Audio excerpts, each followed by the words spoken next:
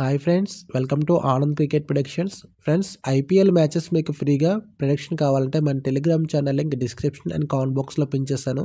Interest ఉన్న వాళ్ళు Telegram ఛానల్లో జాయిన్ అవ్వండి. కంటిన్యూస్గా ప్రాఫిట్స్ ఇస్తున్నాను. ఎస్టర్డే కూడా ఒక జాక్పాట్ మ్యాచ్ విన్నాం. కొత్త వాళ్ళు ఎవరైనా ఉంటే ఒకసారి టెలిగ్రామ్ ఛానల్ విజిట్ చేసి నచ్చితే జాయిన్ అవ్వండి. ఫ్రెండ్స్, ఐపీఎల్ 2025లో ఈరోజు 32nd మ్యాచ్ గురించి మాట్లాడితే ఢిల్లీ వర్సెస్ రాజస్థాన్ మధ్య ఈ మ్యాచ్ జరుగుతుంది. ఈ మ్యాచ్ ఢిల్లీ గ్రౌండ్ అయిన అరుణ్ జైట్లీ స్టేడియంలో జరుగుతుంది.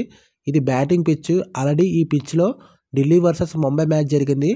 రెండు టీమ్స్ ఆల్మోస్ట్ 200 రన్స్ దాకా కొట్టేశారు.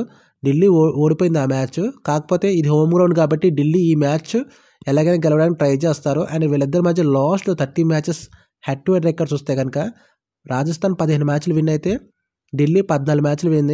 హెడ్ టు హెడ్ రికార్డ్స్లో ఇద్దరు ఆల్మోస్ట్ స్ట్రాంగ్గానే ఉన్నారు. ప్రజెంట్ టోర్నమెంట్లో ఎవరు స్ట్రాంగ్ ఉన్నారంటే ఢిల్లీ 5 మ్యాచ్లు ఆడితే 4 మ్యాచ్లు గెలిచి ఒక మ్యాచ్ మాత్రం ఓడిపోయింది. అది ముంబై చేతిలో.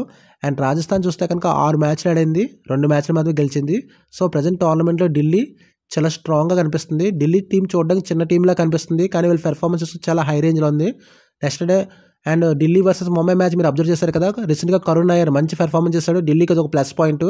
ఆల్రెడీ టీం స్ట్రాంగ్ ఉందంటే ఇంకా ఎక్స్ట్రా బ్యాట్స్మెన్ యాడ్ అయ్యాడు. ఇంకా రాజస్థాన్ చూసుకుంటే రాజస్థాన్ ఓపెనర్ జైస్వాల్, సంజు సామ్సన్ మీద ఎక్కువ డిపెండ్ అవుతుంది.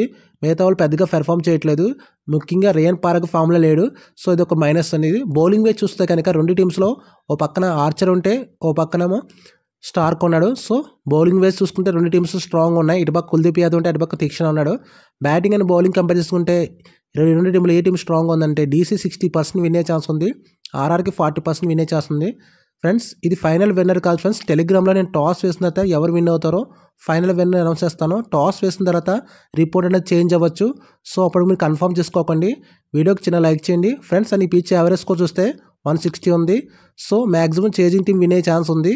సో టెలిగ్రామ్లో నేను ఏదవుతుందో అది అనౌన్స్ చేస్తాను. అప్పుడు కన్ఫర్మ్ చేసుకోకండి. వీడియోకి చిన్న లైక్ చేసి ఈ వీడియోని మీ ఫ్రెండ్స్కి షేర్ చేయండి. Thank you for support. Please